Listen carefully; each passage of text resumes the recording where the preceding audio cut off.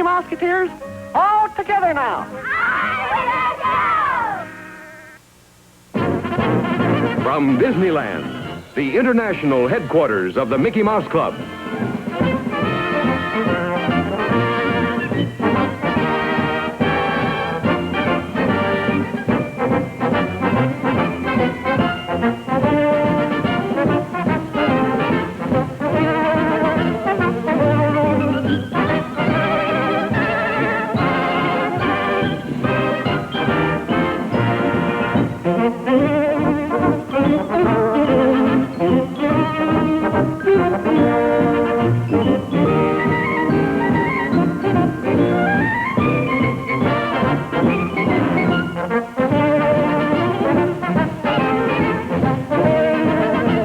In just a moment, we will join the Mouseketeers in your international headquarters of the Mickey Mouse Club.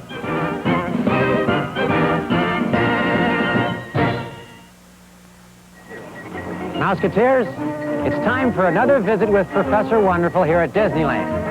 Let's join him at the Mickey Mouse Clubhouse and see what surprises he has for us today.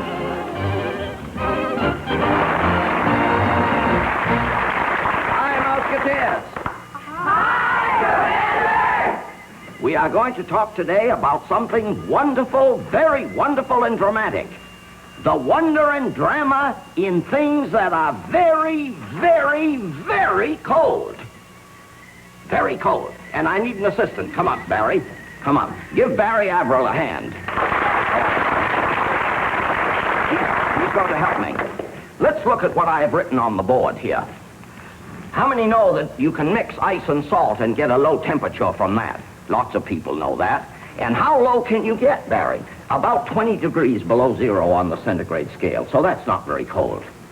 But now, supposing you take dry ice and alcohol. Dry ice and alcohol. You know what dry ice is? Yes. Well, solid carbon dioxide, right? That's a gas which has been squeezed into a block.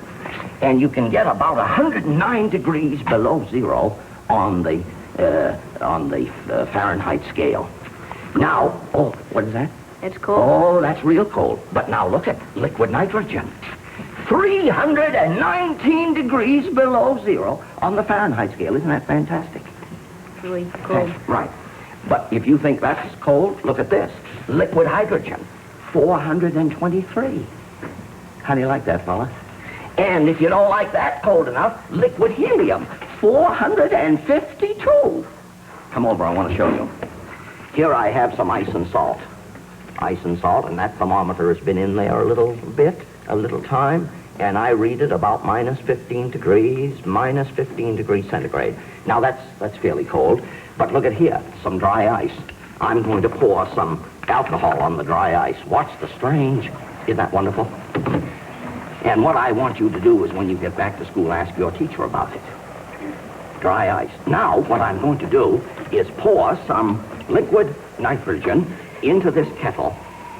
Notice, I'm pouring it into that kettle. And that's pretty cold, isn't it? Listen to it, listen to it. Come up here, Barry.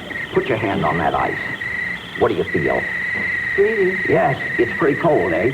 But don't you see that the liquid nitrogen is so very cold that this is very hot? Isn't that amazing? So the ice is hot for the liquid nitrogen. And isn't that a pretty thing that we hear that music out of there? Now, consider another one, Barry. Look over here. Here is a cake of ice. Put your finger in that hole. There's some water there. Ice water. I'm going to pour some liquid nitrogen on there. And that block of ice will get suddenly so cold that it will crack because of the tension that arises in various places. Watch it. Oh, look at that. Isn't that a wonderful thing? Now, let's listen. Listen, get in here. Do you hear it a little bit? Crackling. Crackling, yes. Now, indeed, do you see the liquid nitrogen boiling? Yes. Now, look here, Barry. Here's something fantastic. What do I have in there? Mercury. Mercury. And you know mercury is liquid. Yes. And here, I put a stick in, bounces out. Why? Because the buoyant forces are very great. Correct? Yes. Now, would you believe that I can freeze mercury? And I have put some in here in a test tube. How do you like that? Isn't that fantastic? And watch what I'm going to do. I'm going to drive a nail with this. I think the glass will break first, but that won't bother us. Watch. Oh, I'll put it up on here. Why do I put it here? That's very good physics. More solid base, right? Watch it. Oh, well, the glass broke, but that's no hurt. That's no hurt. Notice that. Isn't that fantastic? I have to get that. I have to get it, which is very tricky, and I should not have picked it up with the bare hands, and I have to put that mercury in a vessel. Why? So that when the mercury melts, it will go back into the liquid state. Do you know what I have here? CO2. CO2. What'll happen when I open the valve? It'll spray out. In what form? A gas. Correction. Watch it. Watch it. You're pretty near right. Look at that. What is this? Solid. Snow. Yes. And so you must study this with your teacher. Why is it when I have a liquid and a gas in here and I release the pressure, do we get snow here? Let me remind you of something you know. You know when your automobile tire gets very hot? Yes. And then you depress the valve and let some air out. How does the air feel when it comes out of the hot tire? Cool. Cool. Very good. Give the man a hand. He understands. We'll be back shortly with some more drama of things that are very, very cold. Thank you, Barry. Barry, look here. I have a stopper with a tube in one hole in it. And here is a Dewar flask or a thermos with some stuff in it. Watch what happens. How do you like that? Isn't that terrific? Look at that. It's really neat. Oh, yes. And why is that happening? Well, the pressure in there of the vaporizing liquid nitrogen is so very great, it's driving the liquid up the tube. Isn't that a beautiful thing? Look here. Here I have several tubes. Do you see that this is brass, copper, aluminum, what's that, stainless steel? And what are we going to do? If we put those ends down in there, will not they conduct the heat at a different rate?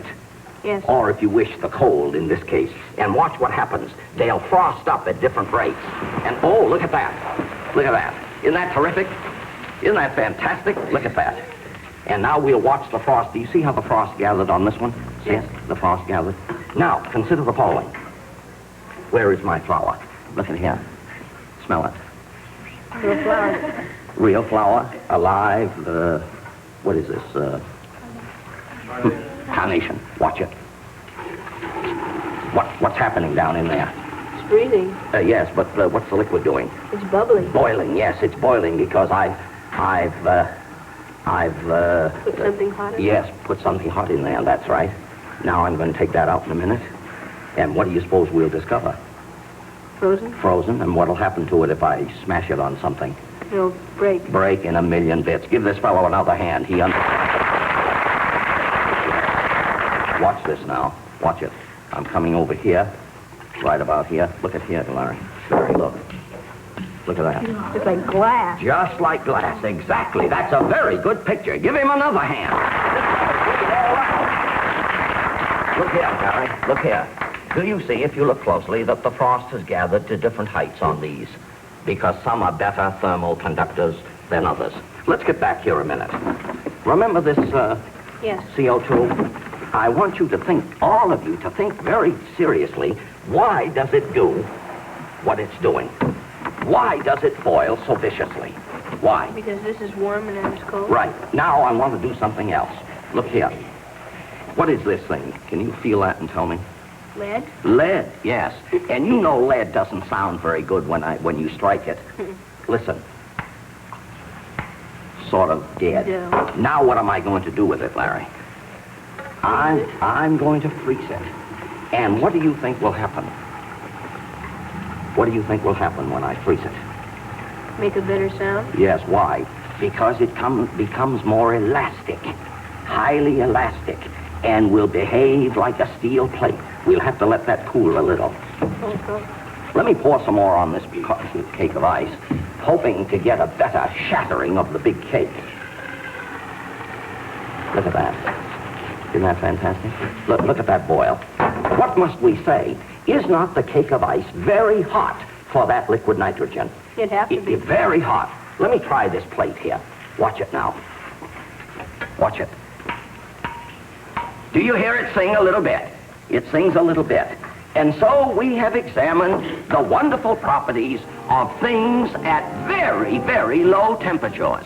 Thank you very much.